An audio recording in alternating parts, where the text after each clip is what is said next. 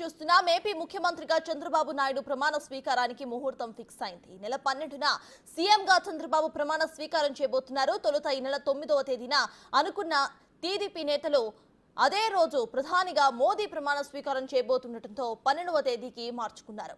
చంద్రబాబు ప్రమాణ స్వీకార కార్యక్రమానికి ప్రధాని మోదీ హాజరు కాబోతున్నారు.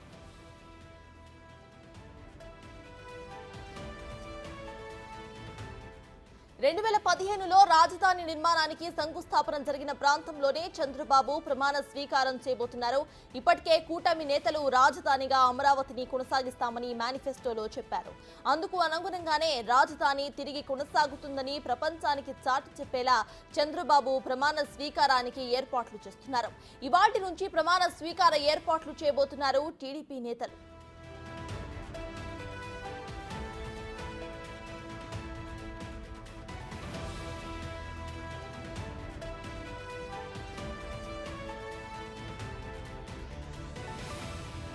ఏపీ ముఖ్యమంత్రిగా చంద్రబాబు నాయుడు ప్రమాణ స్వీకారానికి ముహూర్తం ఫిక్స్ అయింది. ఈ నెల 12న సీఎంగా చంద్రబాబు ప్రమాణ స్వీకారం చేయబోతున్నారు. తొలుత ఈ నెల 9వ తేదీన అనుకున్న టీడీపీ నేతలు అదే రోజు ప్రధానిగా మోదీ ప్రమాణ స్వీకారం చేయబోతుండటంతో 12వ తేదీకి డేట్ను మార్చుకున్నారు.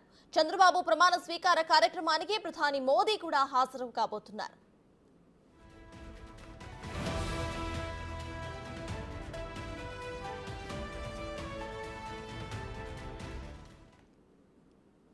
ఈ నెల 12వ తారీఖున ఏపీ ముఖ్యమంత్రిగా చంద్రబాబు నాయుడు ప్రమాణ స్వీకార కార్యక్రమం చేయబోతున్నారు. ఇదే విషయంపై పూర్తి డీటెయిల్స్ మా ప్రతినిధి శివ అందిస్తారు. శివ, చెప్పండి, ఇక్కడ ప్రమాణ స్వీకార కార్యక్రమానికి ఏర్పాట్లు ఎలా జరుగుతున్నాయి? మొదటిగా 9వ తారీఖు అనుకున్నారు, ఇప్పుడు 12వ తారీఖు వచ్చారు. సో దీన్ని ఎలా చూడాలి? ప్రజెంట్ అక్కడ అప్డేట్స్ ఏంటి?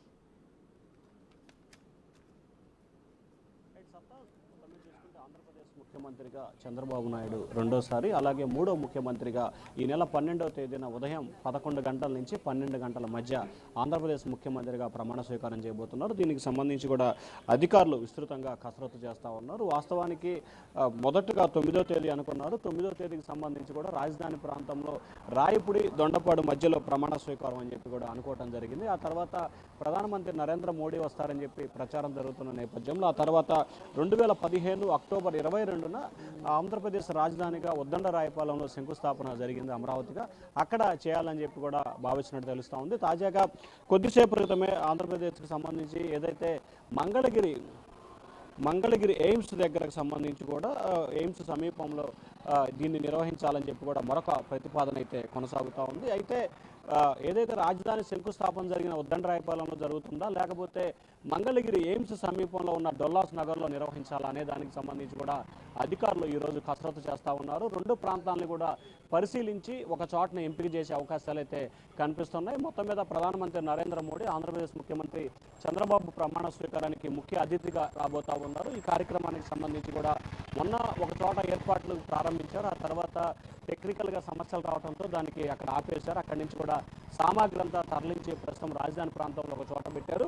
ఇవాళ దీనికి సంబంధించి కూడా ప్రధానమంత్రి వస్తున్న నేపథ్యంలో కూడా ప్రమాణ స్వీకారానికి సంబంధించి కూడా పూర్తి స్థాయిలో ఎక్కడ చేయాలి ఏంటి అనేది మధ్యాహ్నం 12 గంటలకల్లా క్లారిటీ వస్తుంది. క్లారిటీ వచ్చిన తర్వాత ఏర్పాట్లు చేసే అవకాశాలు అయితే కనిపిస్తా ఉన్నాయి. సత్తా ఓవరాల్గా చూసుకుంటే ఈ రెండు చోట్ల ఏదైతే ఉద్దండరాయపాలెం సంబంధించి కూడా ఒక చోట ప్రమాణ స్వీకారం ఉండే అవకాశాలు కనిపిస్తున్నాయి. అది కాని పక్షంలో కనుక ఒకవేళ హైవేకి ఆనుకొని రాకపోకలకు ఎటువంటి ఇబ్బంది లేకుండా ఉండే అంశాన్ని పరిశీలించాలంటే కనుక ఖచ్చితంగా ఎయిమ్స్ సమీపంలో ఉన్న డొల్లాస్ నగర్లో దాదాపుగా 300 ఎకరాల పైగా కూడా అక్కడ స్థలం ఉంది. అక్కడ ప్రమాణ స్వీకారం చేయాలని చెప్పి మరొక ప్రతిపాదన అయితే సిద్ధమవుతుంది. రాజధాని ప్రాంతం ఉద్దండరాయపాలెంలో ప్రమాణ స్వీకారం చేయాలంటే కనుక ట్రాఫిక్ సమస్యలు చాలా ఇబ్బందిగా ఉంటుంది. ఇరుకు రోడ్లు, చిన్న రోడ్లు ఉన్న పరిస్థితి కనిపిస్తూ ఉంది.